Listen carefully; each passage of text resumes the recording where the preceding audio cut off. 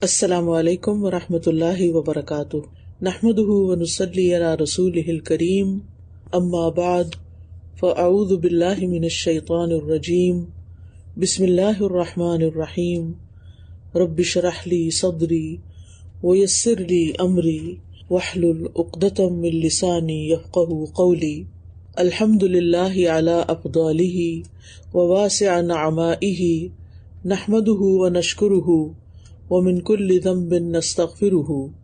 ہر قسم کی حمد اللہ کے لیے ہے، اس کے احسانات پر اور اس کی وسیع نعمتوں پر ہم اس کی حمد کرتے ہیں اور اس کا شکر ادا کرتے ہیں، اور ہر قسم کے گناہ سے اس سے بخشش طلب کرتے ہیں۔ پچھلے سبق میں ہم نے پڑھا کہ اللہ سبحانہ تعالیٰ نے قرآن کی تلاوت کرنے والوں اور اس پر عمل کرنے والوں کے لیے آگ سے نجات اور جنت میں داخلے کا وعدہ کیا ہے۔ پھر یہ کہ اس نے اپنے بندوں کو قرآن میں تدبر کی دعوت دی ہے کہ وہ دل کی گہرائیوں سے اس کتاب میں غور و فکر کرے۔ پھر یہ کہ جب وہ دوسرے لوگوں کو بھی سنے کہ قرآن پڑھ رہا ہے کوئی، تو اس کو بھی غور سے سنے، اور اس پر بھی اللہ تعالیٰ نے ان سے یعنی سننے والوں سے بھاری اجر کا یا اپنی رحمت کا وعدہ کیا ہے۔ تو جو شخص قرآن کو پڑھتا ہے وہ اللہ تعالیٰ سے ایسی تجارت کرتا ہے جس کی برکتیں دنیا اور آخرت دونوں کو شامل ہیں۔ تو قرآن مجید سے تعلق رکھنا سراسر نفع کا سودا ہے۔ تو آج ہم انشاءاللہ پڑھیں گے قال محمد بن الحسین جمیع ما ذکرتہ وما سأذکرہ انشاء اللہ بیانہ فی کتاب اللہ عز وجل وسنت رسول اللہ صلی اللہ علیہ وسلم ومن قول صحابتہ رضی اللہ عنہم وسائر العلماء وانا اذکر منہ ما حضرنی ذکرہ انشاء اللہ تعالی واللہ الموفق فی ذلک۔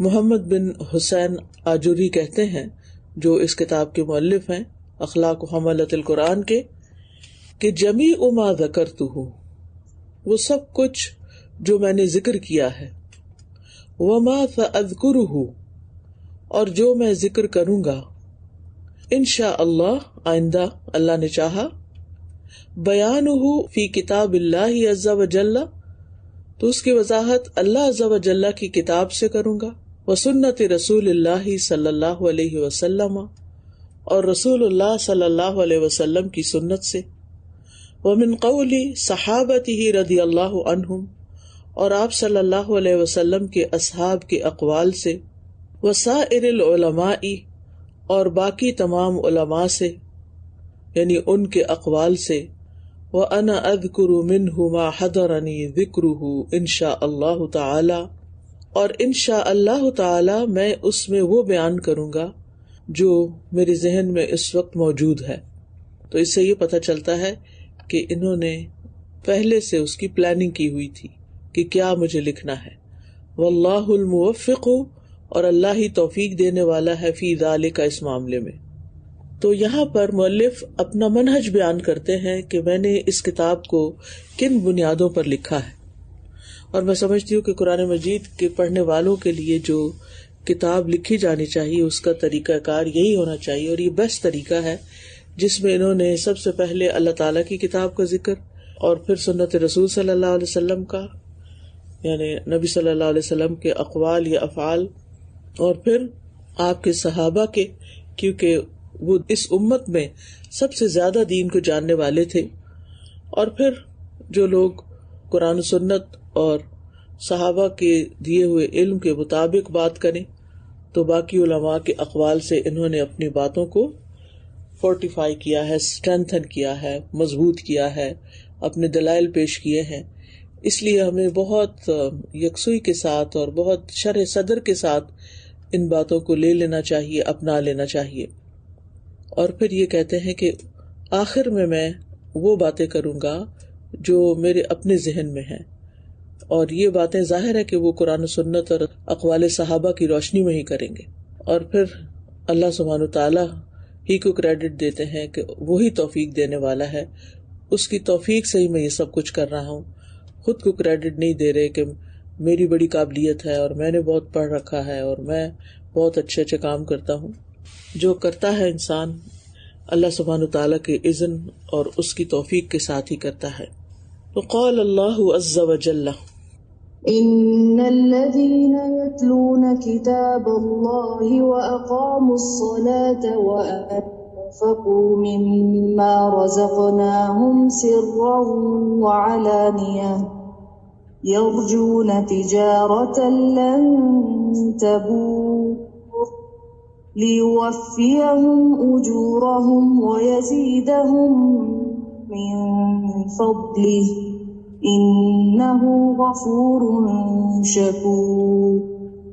اللہ عز و جل کا فرمان ہے، بے شک وہ لوگ جو اللہ کی کتاب کی تلاوت کرتے ہیں اور نماز قائم کرتے ہیں اور جو رزق ہم نے انہیں دیا اس میں سے پوشیدہ اور اعلانیہ خرچ کرتے ہیں، وہ ایسی تجارت کی امید رکھتے ہیں جو ہرگز تباہ نہ ہوگی، تاکہ وہ یعنی اللہ ان کے اجر انہیں پورے پورے دے اور اپنے فضل سے انہیں زیادہ بھی عطا کرے. بے شک وہ بہت بخشنے والا نہایت قدردان ہے. یہ سورۃ فاطر کی آیت نمبر 29 اور 30 ہے، جس میں بنیادی طور پر انہوں نے تلاوت کتاب اللہ یعنی تلاوت قرآن کے فائدے بتائے ہیں کہ جو لوگ قرآن کی تلاوت کرتے ہیں اور پھر ظاہر ہے کہ اس کی بنیادی باتوں پر عمل کرتے ہیں، نماز قائم کرتے ہیں، اللہ کے دیے ہوئے میں سے چھپے کھلے خرچ کرتے ہیں، تو ایسے لوگ جو قرآن کو اپنی زندگی میں اہمیت دیں، سب کتابوں سے زیادہ اللہ کی کتاب کو پڑھنے والے ہوں اور پھر اللہ کے آگے جھکنے والے ہوں، یعنی صرف زبانی پڑھنے والے ہی نہ ہوں بلکہ عملی طور پر اپنا ماتھا زمین پہ رکھنے والے ہوں نماز کی شکل میں، اور پھر اپنے مال میں بھی اللہ کی مرضی کے مطابق تصرف کریں اور کھلے اور چھپے، ظاہر ہے کھلے اور چھپے وہی خرچ کرے گا جو اللہ کی خاطر کر رہا ہے، کھلے چھپے خرچ کرتے رہیں تو پھر ظاہر ہے کہ ان کا معاملہ اللہ تعالیٰ کے ساتھ ہے، اور یہ اللہ تعالیٰ کے ساتھ ایسی تجارت کر رہے ہیں کہ جس کو کبھی بھی گھاٹا ہے ہی نہیں،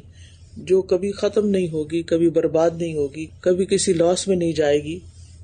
اور یہ اس لیے کہ اللہ تعالیٰ ان کو ان کے اجر یعنی جو انہوں نے محنت کی، اجر جو ہوتا ہے نا وہ صلہ ہوتا ہے کسی چیز کا، وہ بھی دے، یعنی جتنی وہ محنت کریں گے اس کا صلہ بھی ملے گا.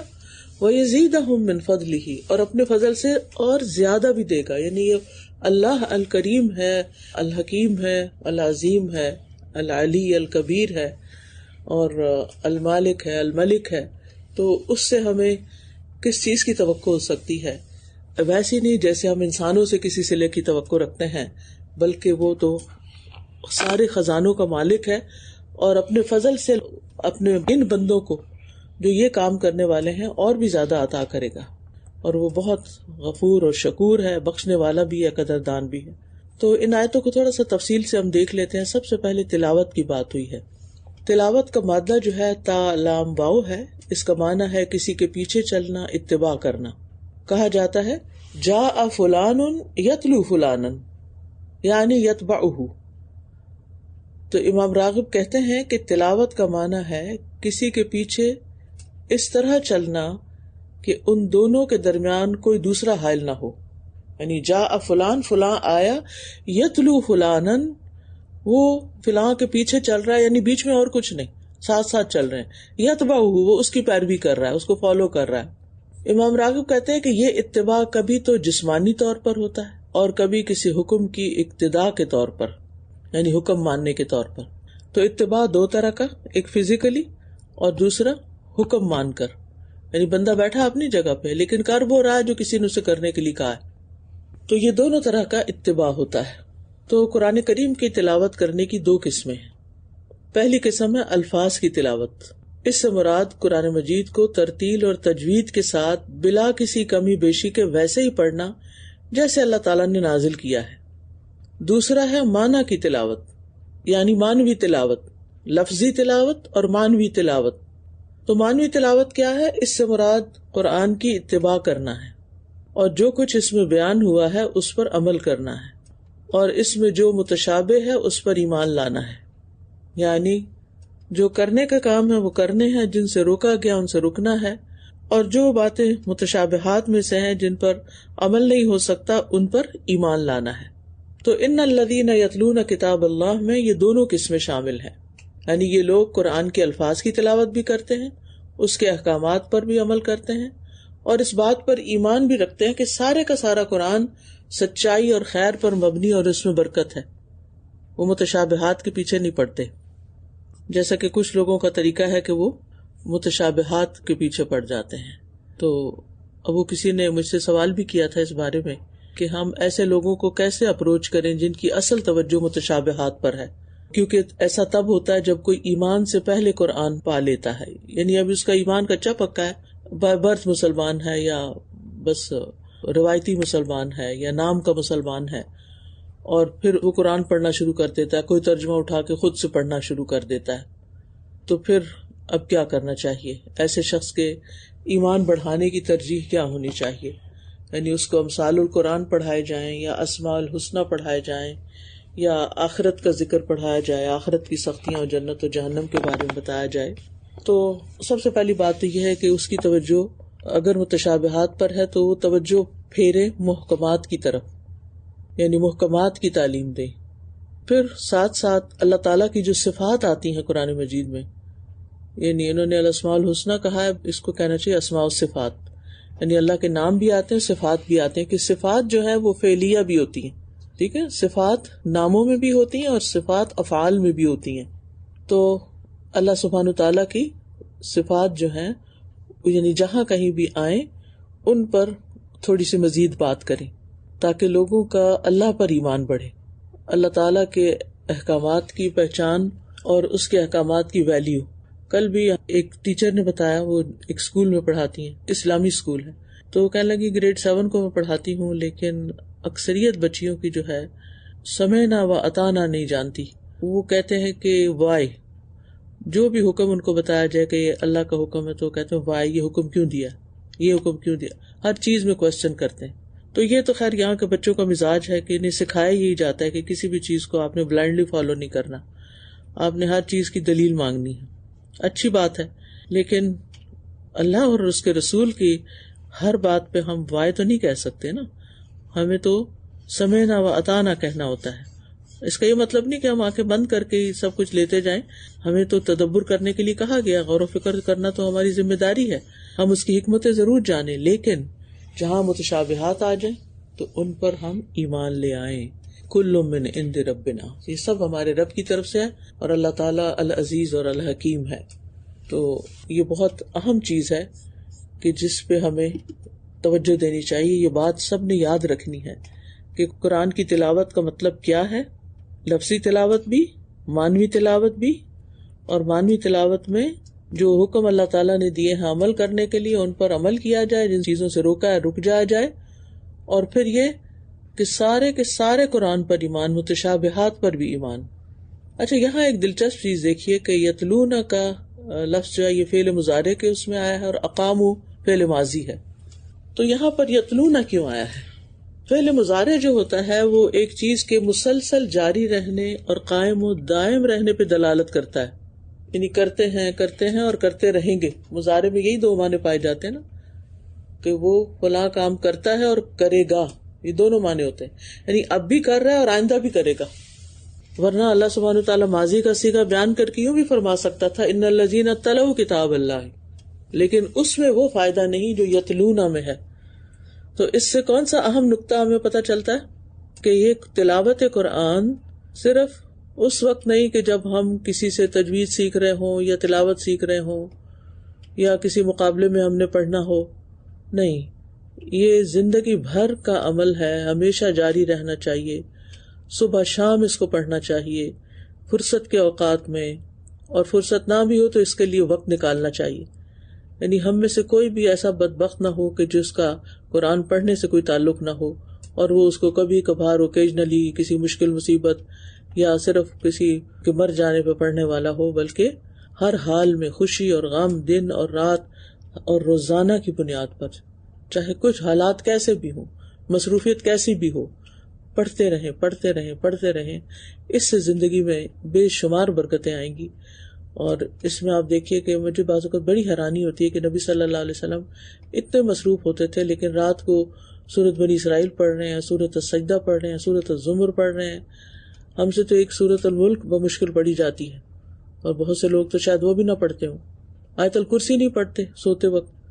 تو اس بے عملی سے ہمیں باہر نکلنا ہے. قرآن کی تلاوت صبح و شام، ہر نماز کے بعد موعظتین کا اہتمام کریں. اگر ہر نماز کے بعد نہیں کرتے تو کم از کم 1-2 نمازیں سے شروع کریں، اور پھر اللہ تعالیٰ باقیوں کو بھی توفیق دے.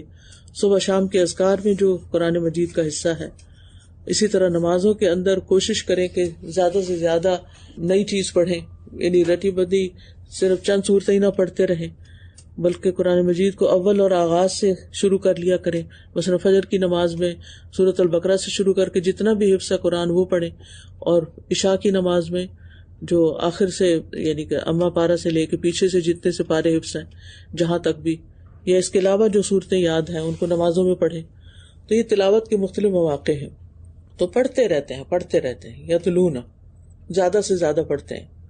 اور دوسرا یہ ہے کہ پھر صرف لفظ نہیں پڑھنے بلکہ غور و فکر بھی کرنا ہے اور اس پر عمل بھی کرنا ہے. اتباع کا کیا مطلب ہوتا ہے کہ جو وہ کہہ رہا ہے وہ کرنا ہے، یہ ہوتا ہے اتباع.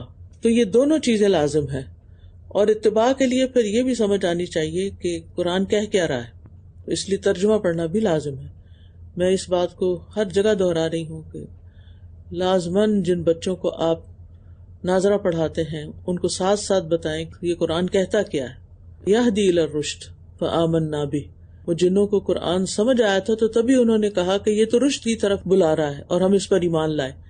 تو قرآن مجید کے لفظ پڑھ کے بھی، تجوید پڑھ کے، ناظرہ ترتیل وغیرہ پڑھ کے صرف وہی فائدہ اٹھائے گا نا کہ جو کہے گا کہ یہدی الی الرشد، جس کو یہ سمجھ آئے گی کہ قرآن رشد کی طرف بلا رہا ہے، ہدایت کی طرف بلا رہا ہے. فآمنا بہ، تو ہم اس پر ایمان لے آئے. تو ایمان اسی وقت مکمل ہوتا ہے جب ہمیں سمجھ آئے کہ یہ قرآن کیا کہتا ہے. دوسرا کام جو اس آیت میں بتایا گیا ہے وہ اقام الصلاۃ، نماز قائم کی انہوں نے.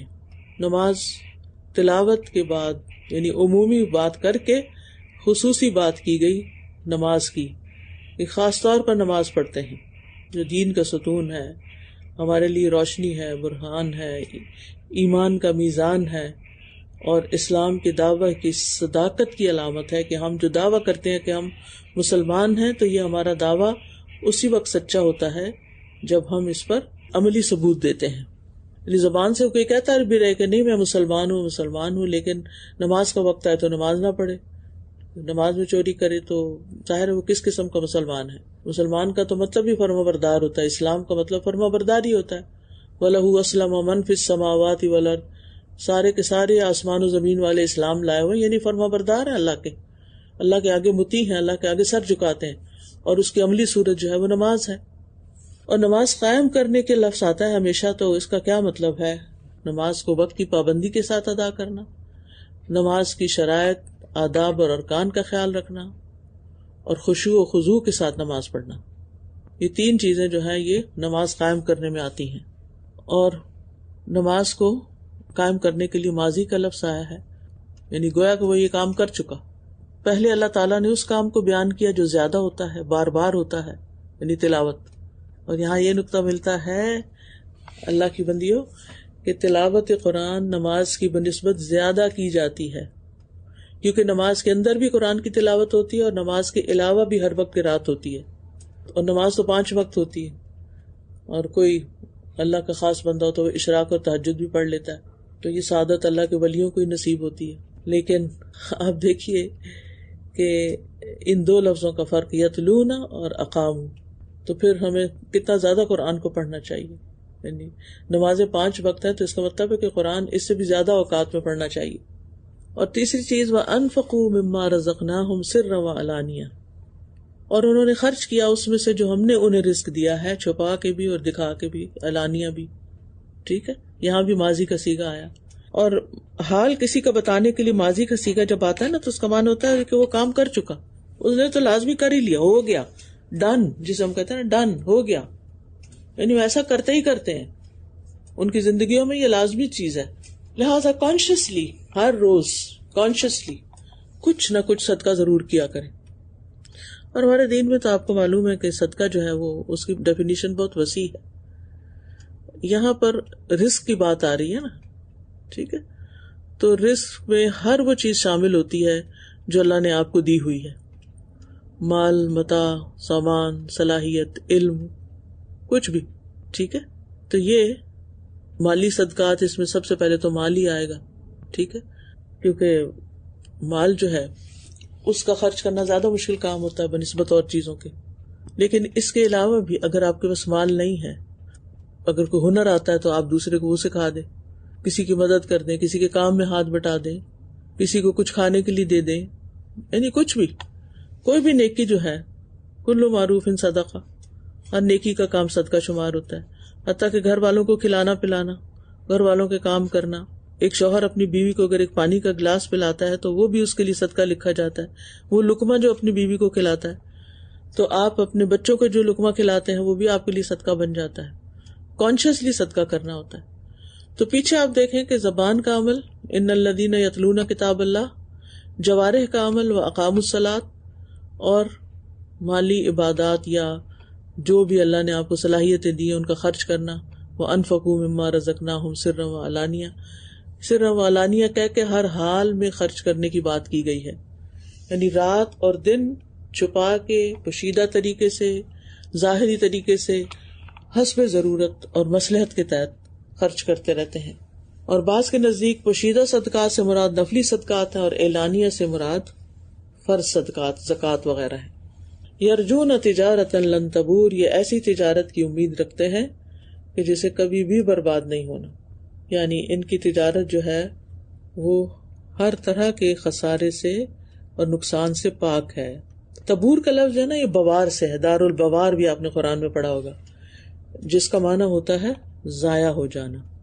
تو جن لوگوں کی یہ مذکورہ صفات ہیں وہ ایسی تجارت کی امیدوار ہیں جس میں کبھی خسارہ ہونا ہی نہیں.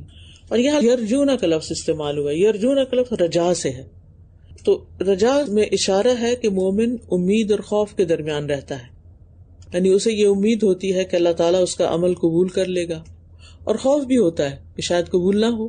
تو انسان اگر کوئی عمل کرتا ہے تو اس کو ثواب کی امید بھی رکھنی چاہیے اور اللہ سے ڈرنا بھی چاہیے. لیکن جو لوگ کہتے ہیں نا کہ نرجو رحمت اللہ، ہم بس اللہ کی رحمت کی امید رکھتے ہیں اور پھر عمل ہی نہیں کرتے، تو یہ ایسی تمنا ہے کہ جو انسان کو فائدہ نہیں دے گی.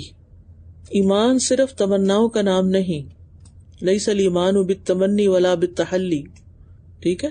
تو ایمان ما وقر فی القلب وصدقہ العمل، ایمان وہ چیز ہوتی ہے جو دل میں ٹھہر جاتا ہے اور عمل کے ذریعے ظاہر ہوتا ہے، عمل اس کی تصدیق کرتا ہے.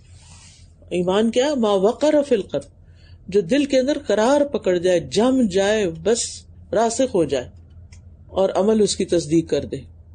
تو مومن جو ہے وہ اپنے نیک عمل پر امید تو کر سکتا ہے، یقین نہیں کر سکتا کہ میرا یہ عمل مجھے ضرور بخشوا دے گا، اس اجر کا ثواب ہمیں یقینی ملے گا، یعنی شک میں بھی نہیں پڑنا.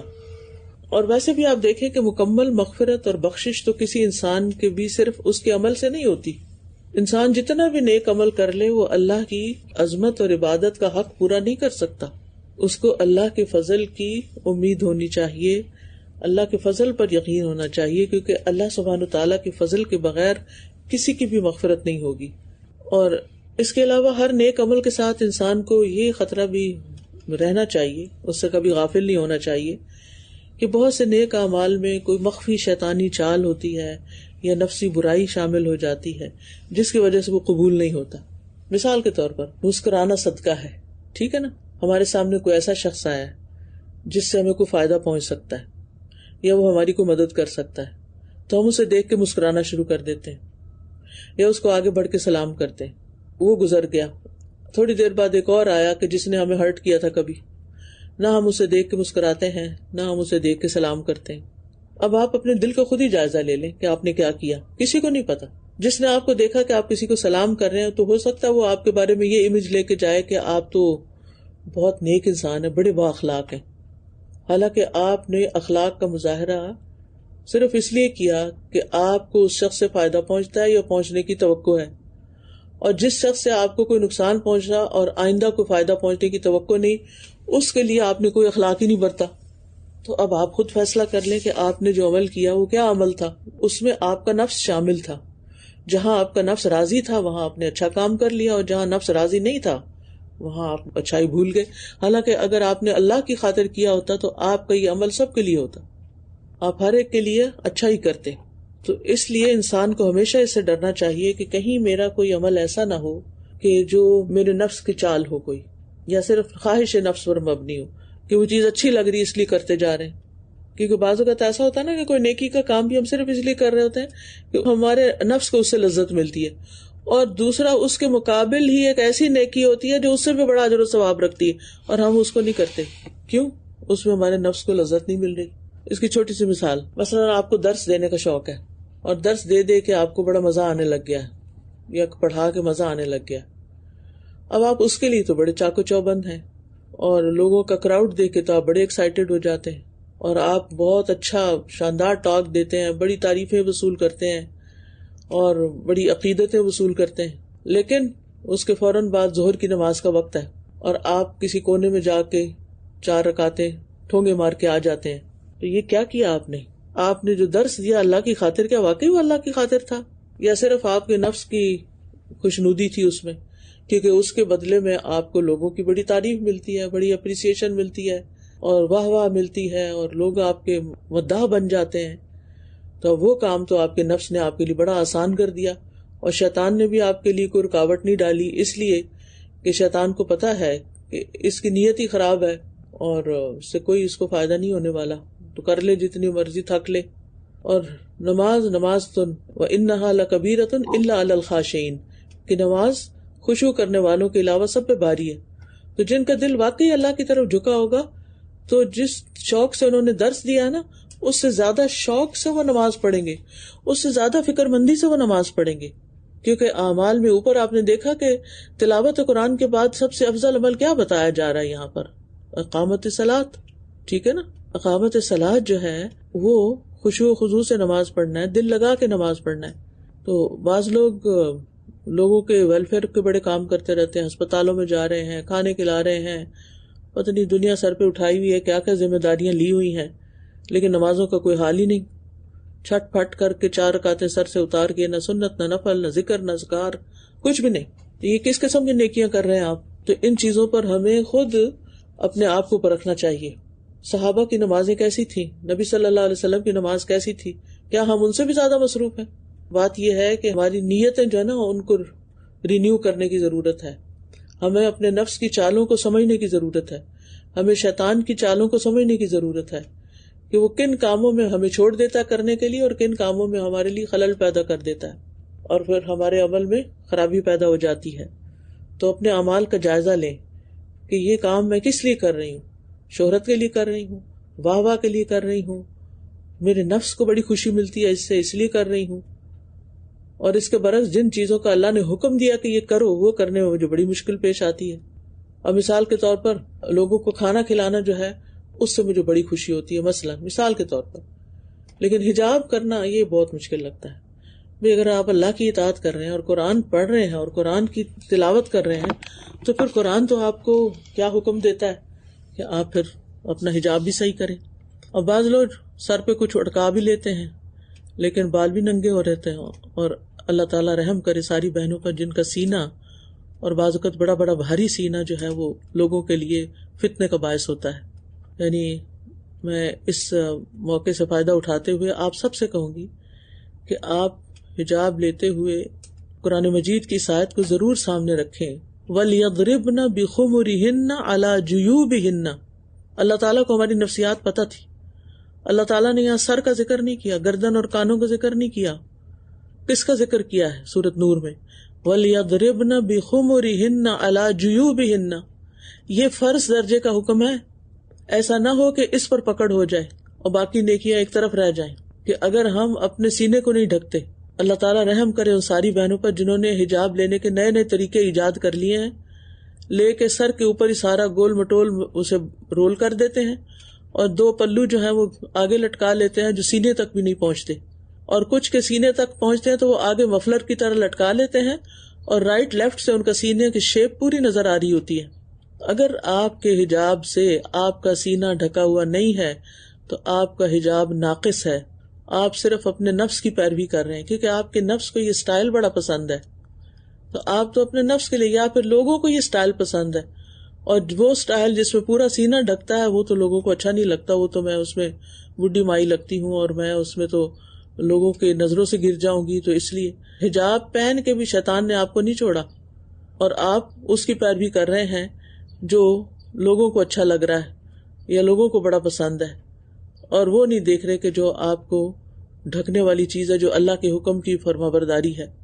اس کے علاوہ تیسری چیز یعنی نیک عمل کے اجر کی امید رکھیں کہ جو نیکیاں ہم کر رہے ہیں، تو بعض اوقات یہ ہوتا ہے کہ نیک عمل کے ساتھ کوئی ایسا برا عمل بھی ہو جاتا ہے جو نیک عمل کو قبول ہونے سے روک دیتا ہے یا نیک عمل کو ضائع ہی کر دیتا ہے۔ مثلاً ہم کسی کی مدد تو کر لیتے ہیں لیکن ساتھ تانے بھی دے دیتے ہیں، مدد کر لیتے ہیں لیکن ساتھ ہی اپنے آپ کو بھی نمایاں کرتے ہیں۔ مثال کے طور پر آپ گھر میں کوئی چیز لائی ہیں، ایک یہ ہے کہ آپ لائیں، آپ بچوں کو دیں، بچوں کو خود ہی پتہ چل جائے گا ماما لائی ہیں یا بابا لائے ہیں، ظاہر ہے کہ کوئی تیسرا بندہ تو نہیں لا رہا۔ اور ایک یہ ہے کہ آپ لائیں تو آپ جتائیں، دیکھو میں تمہارے لیے لائی ہوں، میں نے تمہارے لیے، تو وہ فلاں جگہ میں گئی تھی، میں یہ اٹھا کے لائی، میں نے یہ کیا، میں نے وہ کیا۔ یعنی کچھ لوگوں کی عادت ہوتی ہے دینے کے بعد وہ دوسرے کو ضرور محسوس کراتے ہیں تاکہ اس کو پتہ چل جائے کہ ہاں واقعی میں نے تمہارے لیے بہت کچھ کیا ہے، مان لو مجھے۔ تو اس طرح کے بہت سی حرکتیں ہم کر جاتے ہیں جس کی وجہ سے ہمارے نیک عمل ضائع ہو جاتے ہیں۔ اس لیے ہمیں اپنی زبان پر بھی اور اپنے اعمال پر بھی اچھی طرح توجہ کرنی چاہیے کہ ہم کس طریقے سے ادا کریں۔ اب جو لوگ یہ نیک عمل کرتے ہیں اور اللہ سے اجر کی امید رکھتے ہیں تو پھر اللہ سبحانہ وتعالیٰ ان کو ایسے اجر دے گا، لیوفیہم اجورہم، ایسے مکمل اجر دے گا جس میں کوئی کمی نہیں ہوگی، پورے کر کے دے گا۔ یوفیہم اجورہم، وفا کا مطلب ہوتا ہے پورا کر کے دینا۔ وَإِبْرَاهِيمَ الَّذِي وَفَّى وَيَزِيدَهُم مِّن فَضْلِهِ، اور صرف معاوضہ نہیں بلکہ اتنا زیادہ دے گا جو اس کے وہم و گمان میں بھی نہیں ہوگا۔ جو کام جتنا زیادہ اللہ کی خاطر کیا جائے اس کا اجر اتنا ہی زیادہ ہوتا ہے، یعنی ایک نیکی کا بدلہ 10 گنا اور اس سے بھی زیادہ۔ کیوں ایسا کیوں؟ اس لیے کہ انہ غفور شکور، وہ بخشنے والا بھی ہے اور قدردان بھی ہے۔ یہ جملہ تعلیلیہ ہے، علت ہے، یعنی غفرہ کا مطلب ہوتا ہے ڈھانپ دینا، یعنی وہ اپنے بندوں پر پردے ڈالتا ہے، ان کو رسوا نہیں کرتا اور بہت سے گناہوں کو معاف کر دیتا ہے، چھپا دیتا ہے، پتہ ہی نہیں چلتا۔ خاص طور پر ہمارے دل کے گناہ، سوچئے ہماری نیتوں کی خرابیاں، ہمارے اندر کا غرور، ہمارا اندر کے جو شر ہے، یہ تو کسی کو نہیں پتا ہوتا۔ ہم بظاہر تو اسمائل کر رہے ہوتے ہیں، بظاہر تو سلام کر رہے ہوتے ہیں، بظاہر تو لوگوں کی تعریف کر رہے ہوتے ہیں، اور اندر کیا لاوا پک رہا ہے یہ تو صرف اللہ کو پتا ہے نا۔ اور اس نے ڈھانپ دیا، اس نے کھول کے نہیں رکھا دوسرے کے سامنے، اور قیامت کے دن بھی اللہ ڈھانپے گا کیونکہ غفور ہے اور وہ ہمیں رسوا نہیں کرے گا انشاءاللہ۔ اور ہم اس کی دعا بھی کرتے ہیں وَلَا تُخْزِنَا يَوْمَ الْقِيَامَةِ۔ اور پھر یہ کہ وہ بہت سے اور گناہوں کو بھی جو ہم چھپ کے کرتے ہیں ان کو بھی معاف کر دیتا ہے۔ اور شکور جو چھوٹے عمل پہ بڑا اجر عطا کرتا ہے، قدردان ہے۔ مجھے تو ہمیشہ وہ آیت یاد آتی ہے کہ ان اللہ لا یظلم مثقال ذرۃ وان تک حسنۃ یضاعفها ویؤت من لدنہ اجرا عظیما، کہ اگر کوئی ذرہ نیکی کا ہو تو اللہ تعالیٰ اس کو کئی گنا بڑھا دیتا ہے اور اپنے پاس سے اجر عظیم عطا کرتا ہے۔ یہ ہے اللہ تعالیٰ کا فضل اور یہ اللہ تعالیٰ کی قدردانی۔ حدیث میں آتا ہے کہ ایک شخص کہیں جا رہا تھا، اس نے راستے میں ایک کانٹوں بھری ٹہنی دیکھی تو اس نے اسے راستے سے دور کر دیا، ٹہنی کو، کہ لوگوں کو تکلیف نہ ہو۔ چنانچہ اللہ تعالیٰ نے اس کی قدردانی کی اور اس کو بخش دیا۔ اس کا یہ عمل جو کوئی نہیں دیکھ رہا تھا، صرف اللہ دیکھ رہا تھا، اور وہ بندوں کا درد اس کے دل میں تھا کہ کوئی اس سے الجھ نہ جائے، تکلیف نہ پائے، کانٹا اندر نہ چلا جائے اس کے پاؤں میں۔ تو اللہ تعالیٰ نے اس کے اندر کے اس جذبے کو اور اس کے اس معمولی سے ظاہر کے چھوٹے سے عمل کو بھی قبول کر لیا۔ اور وہ حدیث بھی یاد ہوگی کہ ایک شخص کہیں جا رہا تھا تو اسے سخت پیاس لگی، وہ ایک کنویں میں اترا، اس میں سے پانی پیا، پھر باہر آیا تو دیکھا کہ کتا ہانپ رہا ہے اور پیاس کی شدت کی وجہ سے کیچڑ چاٹ رہا ہے۔ تو اس نے کہا یہ بھی اس وقت ایسی ہی پیاس میں مبتلا ہے جیسے مجھے لگی ہوئی تھی، لہٰذا وہ پھر کنویں میں اترا، موزے میں پانی بھرا اور اسے منہ سے پکڑ کر اوپر آیا اور کتے کو پانی پلایا۔ تو اللہ تعالیٰ نے اس کی قدردانی کی اور اس کو بھی بخش دیا۔ تو اس لیے کتنا ضروری ہے کہ ہم ایسے اعمال کریں کہ جس سے ہماری بخشش ہو جائے اور چھوٹے سے عمل کو بھی معمولی نہ سمجھے۔ اور ان دونوں کاموں میں آپ دیکھیں، یہ جو 2 مثالیں میں نے حدیث سے آپ کو دی ہیں نا شکور کی، ان دونوں میں آپ دیکھیں کہ یہ دل کا احساس اور نیت اور اللہ کی خاطر کام کرنا ہے۔ اب یہاں پر بھی کنویں کے پاس بھی لگتا کوئی اور نہیں تھا، اسی لیے وہ شخص خود دوبارہ اترتا ہے اور جا کے پانی لے کے آتا ہے، ورنہ کوئی اور آتا اور اس کے پاس ڈول ڈالنے کے لیے ہوتا اور وہ نکال لیتا پانی میں، اور اس طرح کانٹے ہٹانے والا بھی ایسا ہی تھا. تو ان آیات سے جو باتیں ہمیں پتہ چلتی ہیں، نمبر 1 یہ کہ تلاوت قرآن کا بہت بڑا اجر ہے، اس کا ثواب بھی ہے. یعنی آپ اگر تدبر کے بغیر بھی پڑھتے ہیں، تلاوت کرتے ہیں، تو اس سے آپ کو ثواب ملتا ہے. لیکن لازم ہے کہ آپ اس کے معنی بھی جانیں اور اس پر عمل بھی کریں، کیونکہ تلاوت میں دونوں چیزیں آتی ہیں. پھر نماز قائم کرنے کی اہمیت ہے، جو اس کے آداب، ارکان اور شروط کے ساتھ ادا ہوگی تو اجر کبیر ملے گا. پھر اللہ کے راستے میں خرچ کرنے کی فضیلت ہے، سامنے بھی کر سکتے ہیں اچھی نیت کے ساتھ، اور چھپا کے بھی کر سکتے ہیں، اور یہ سوچ کے کرنا چاہیے کہ یہ میرا تو کوئی کمال نہیں، تو مجھے اللہ نے دیا، اگر وہ نہ دیتا تو میں کسی کو دینے کے قابل ہی کب تھی. ہم بندوں پہ احسان جتانا شروع کر دیتے ہیں نا، لیکن اللہ کا احسان بھول جاتے ہیں. دراصل تو یہ اللہ کا احسان ہوتا ہے نا ہم پر کہ وہ ہمیں دیتا ہے تو ہم دینے کے قابل ہوتے ہیں، ورنہ ہمارے پاس کیا تھا، ہم ماں کے پیٹ سے کیا لے کے پیدا ہوئے تھے. پھر یہ ہے کہ یہ اللہ سے تجارت کے طریقے ہیں 3، اور اللہ سے تجارت بہترین نفع پاتی ہے جس میں کوئی نقصان نہیں ہوتا. اور پھر یہ کہ اللہ سبحانہ وتعالی اس مومن کو کامل اجر بھی دے گا جس نے اچھی طرح عمل کیا، اور اپنے فضل سے زیادہ بھی دے گا. اور چھٹی بات یہ ہے کہ جنت میں اللہ کے فضل اور رحمت سے ہی داخلہ ملتا ہے، اس لیے اللہ کا فضل اور رحمت مانگتے رہنا چاہیے. اور پھر یہ کہ اللہ تعالیٰ بہت بخشنے والا، بہت قدردان ہے، بڑے بڑے گناہوں کو معاف کر دیتا ہے، لغزشوں کو معاف کر دیتا ہے، قلیل عمل پہ بھی ثواب دیتا ہے. اور جب بندہ اچھی طرح اطاعت کرتا ہے تو اس کی قدر کرتا ہے اور اس کو ثواب دیتا ہے. توبہ کرتا ہے تو معاف کر دیتا ہے. تو بندہ اچھے عمل پر اللہ تعالیٰ کی طرف سے قدردانی پاتا ہے، اور توبہ کے ذریعے اللہ تعالیٰ کی طرف سے گناہوں کی بخشش حاصل کرتا ہے. تو اللہ تعالیٰ ہمیں اس کی توفیق دے. یہ کہتی ہیں کہ بنیادی طور پر بچپن میں انہوں نے ایک کتاب پڑھی تھی، قرآنی کہانیوں کی تصویری کتاب، جس میں نوح علیہ السلام کے زمانے کے سیلاب کا ذکر کیا گیا تھا. تو تب سے ان کے دل میں شک تھا کہ کیا سیلاب پوری دنیا تک پہنچا، یا کشتی میں کون سے جانور سوار تھے، کیا ہر قسم کے جانور تھے. تو اس واقعے سے متعلق مزید معلومات کہاں سے حاصل کر سکتے ہیں؟ اور وہ کہتی ہے مجھے امید ہے کہ یہ متشابہات میں سے نہیں. اس کا جواب یہ ہے کہ ہمیں قرآن و سنت میں نوح علیہ السلام کا واقعہ جتنا آتا ہے اتنے پر ہی اکتفا کرنا چاہیے. اگر یہ کہا جائے کہ بائبل سے کچھ مزید معلومات لیں تو ہمیں نہیں معلوم کہ وہ صحیح ہیں یا نہیں ہیں، اگرچہ کچھ چیزیں وہاں سے بھی تفسیری روایات میں مل جاتی ہیں، لیکن ہمارے لیے اتنا علم کافی ہے جو اللہ سبحانہ وتعالیٰ نے ہمیں قرآن میں دے دیا ہے. ٹھیک ہے، قرآن کی صراحت سے یہ پتہ چلتا ہے کہ اس وقت زمین میں جتنے لوگ موجود تھے وہ سب غرق ہو گئے سوائے ان کے جو نوح علیہ السلام کی کشتی میں سوار ہوئے تھے. اور جہاں تک اس سوال کا تعلق ہے کہ کشتی میں ہر قسم کے جانور تھے، تو اللہ ہی بہتر جانتا کہ کون سے تھے اور کون سے نہیں تھے. اصل میں قرآنی کہانیوں کا مقصد جو ہوتا ہے نا، وہ عبرت اور نصیحت لینا ہوتا ہے. اس لیے ایسے سوالات اگر ذہن میں آئیں بھی تو ان کو جھٹک دینا چاہیے جن کا عمل سے تعلق نہ ہو. ایک اور سوال یہ تھا کہ اگر بالغ شخص کو قرآن سننا اور سیکھنا پسند نہیں تو کہاں سے شروع کریں؟ ایسے شخص کے لیے دعا سے شروع کریں کہ اللہ تعالیٰ اس کا دل کھول دے. دوسرا یہ کہ اگر اس کو قرآن پڑھنے کی جو ترغیب والی آیات اور احادیث ہیں وہ اگر سنائی جائیں، وہ ایک کتاب ہے نا فضائل القرآن، الہدیٰ میں چھپی ہے، اردو اور انگلش دونوں میں، تو اس میں ہم نے ایسی آیات اور احادیث جمع کی ہیں جن میں یہ ترغیب ملتی ہے. تو ان میں سے کچھ سلیکٹڈ چیزیں اس کو پوسٹ کی جا سکتی ہیں، سنائی جا سکتی ہیں. اگر آپ کے اپنے بچے ہیں تو ان کو موٹیویٹ کر سکتے ہیں.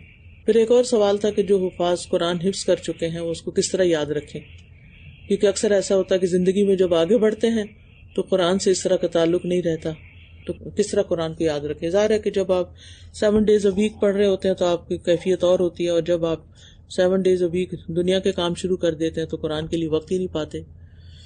تو اللہ سبحانہ تعالیٰ نے ہمیں بڑا اچھا طریقہ بتایا قرآن کو یاد رکھنے کا، اور وہ ہے دن اور رات کی نمازوں میں پڑھنا.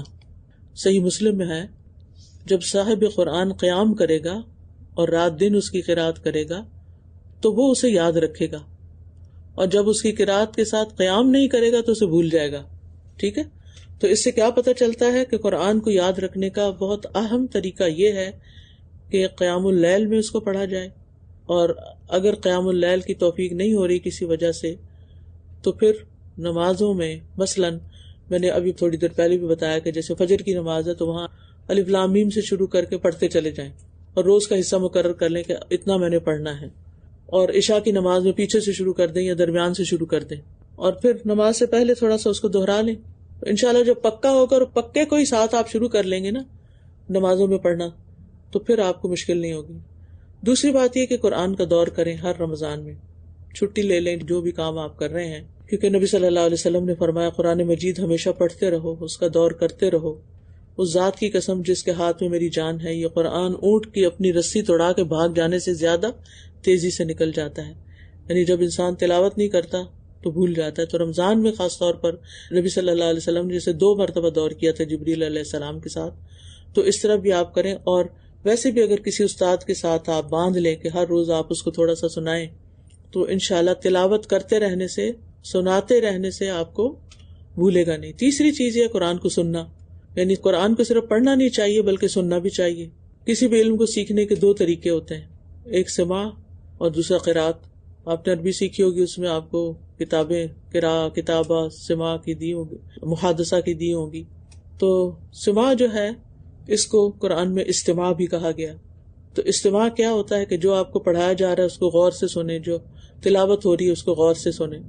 غور سے سننے کا مطلب یہ کہ ساتھ ساتھ خود نہ پڑھیں. جیسے جبریل علیہ السلام آپ کو قرآن سناتے تھے تو آپ پھر ساتھ پڑھنا شروع ہو گئے تھے، تو اللہ تعالیٰ فرماتے ہیں لا تحرک بہ لسانک لتعجل بہ ان علینا جمعہ وقرآنہ فاذا قرأناہ فاتبع قرآنہ ثم ان علینا بیانہ. یعنی آپ قرآن کے ساتھ زبان کو حرکت نہیں دیجیے کہ آپ جلدی یاد کر سکیں. تو اللہ تعالیٰ نے نبی صلی اللہ علیہ وسلم کو منع کر دیا کہ جب جبریل آپ کو سنائے تو آپ ساتھ پڑھے نہیں بلکہ غور سے سنیں. اور پھر دوسرا یہ کہ فَإِذَا قَرَأْنَاهُ فَاتَّبِعْ قُرْآنَ، جب ہم اسے پڑھ چکے تو پڑھنے کی پیروی کیجیے.